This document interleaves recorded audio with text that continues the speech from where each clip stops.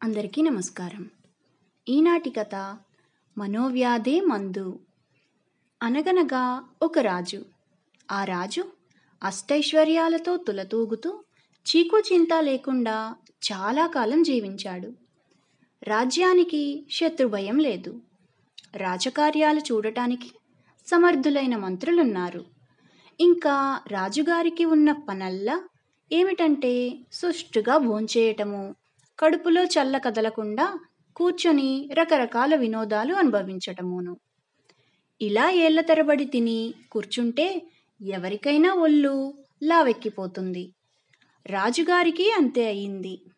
పొట్ట బానలాగా పెరిగింది. ఒళ్ళు లావై బరువెక్కిపోయింది. కూర్చున్నవాడు లేవటం కూడా కష్టమైంది. నడవటానికి అసలే శక్తి లేదు. తన స్థితి తలుచుకుంటే రాజుగారికే భయం పుట్టుకొచ్చింది.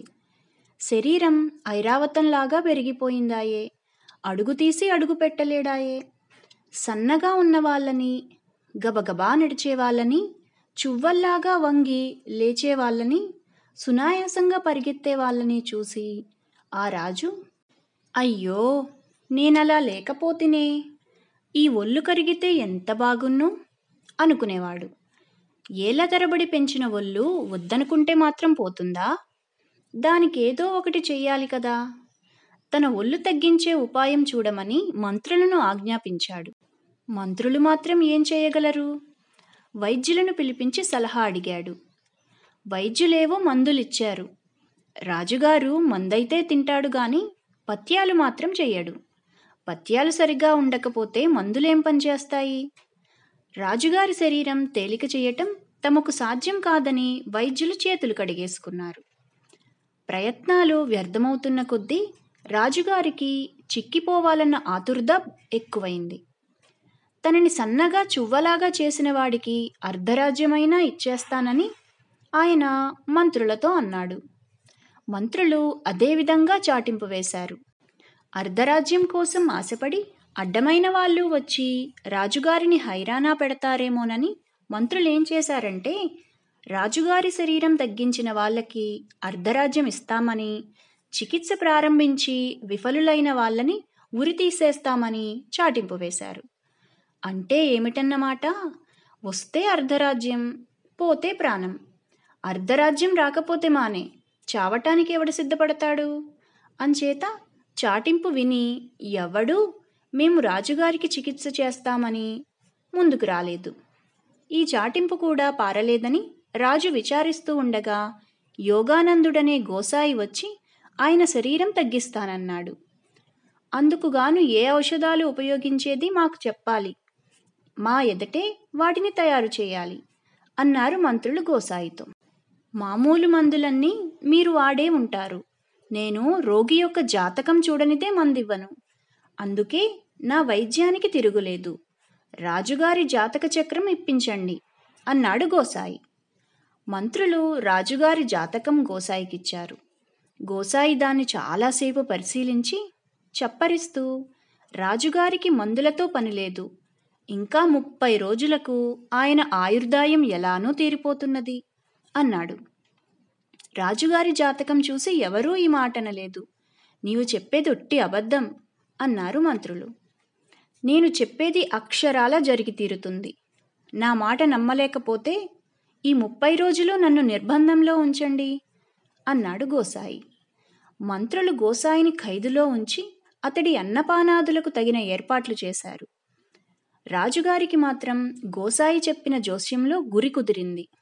తన జోస్యంలో ఎంత నమ్మకం లేకపోతే ఆ గోసాయి తనకు తానే ఖైదులో ఉంటాడు అనిపించింది. ఇంకా 30 రోజులకు చచ్చిపోతానన్న భయం రాజుగారిని బాగా పట్టుకొని మనోవ్యాధి కింద పరిణమించింది. ఒక్కొక్క క్షణమే గడుస్తుంటే తన ప్రాణం కొంచెం కొంచెమై పోతున్నట్లు అనిపించేది. ఆయనకు వినోదాలు చూడాలన్న ఆసక్తి పూర్తిగా పోవటం అటుంచి అన్నహితవు తప్పింది. కంటికి కునుకొన్నది కూడా లేకుండా పోయింది. ఆ రోజు రాజుగారి మనోవ్యాధి పెరగసాగింది. గోసాయి మాటలు నిజం కావని మంత్రులు ఎంత ధైర్యం చెప్పినా రాజుగారి మనోవ్యాధి మాత్రం తగ్గలేదు. గోసాయి చెప్పిన గడువు పూర్తి అయ్యే రోజుల్లో ఆయన పూర్తిగా మంచం పట్టాడు. బంధువులతో మంత్రులతో మాట్లాడడం కూడా మానేశాడు. 30 రోజులు ఎలాగో గడిచాయి.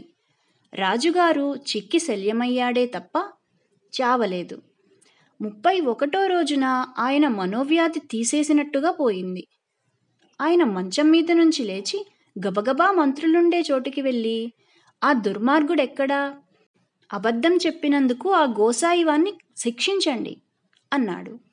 మంత్రులు ఖైదు నుంచి గోసాయిని విడిపించారు.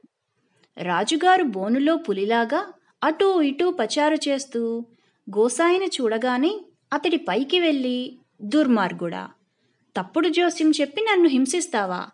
నీకేమి శిక్ష విధించాలి అని అడిగాడు. గోసాయి చిరునవ్వు నవ్వి, శిక్ష? నాకింకా బహుమానం ఇస్తారనుకుంటున్నానే అన్నాడు. నాకు ఆయుర్దాయం లేదని అబద్ధాలు చెప్పినందుకు నీకు బహుమానమా అన్నాడు రాజు నిర్ఘాంతపోయి. రాజా, నేను మీకు చికిత్స చేయవచ్చాను కానీ జోస్యం చెప్పటానికి రాలేదు. మీ కొవ్వంతా కరిగిపోయింది. మీ శరీరం చువ్వలాగా అయ్యింది. మీరు తేలికగా నడవగలుగుతున్నారు. కావలిస్తే పరిగెత్తగలరు కూడాను. ఇంతా అయ్యాక నేను చేసినది చికిత్స కాదంటారా అన్నాడు గోసాయి. రాజుగారు ఆశ్చర్యపడ్డారు. ఆయన నిలువుటద్దం దగ్గరికి వెళ్ళి తన శరీరం చూసుకొని పరమానందం చెందాడు. పొట్టంతా మాయమైంది. కొవ్వంతా కరిగిపోయింది. ఇప్పుడు తాను అందరిలాగే ఉన్నాడు. రాజుకు మనోవ్యాధి మందులాగా పనిచేసింది. ఈ గోసాయికి అర్ధరాజ్యం ఇచ్చేసేయండి అని మంత్రులతో రాజు చెప్పాడు. కథ సమాప్తం.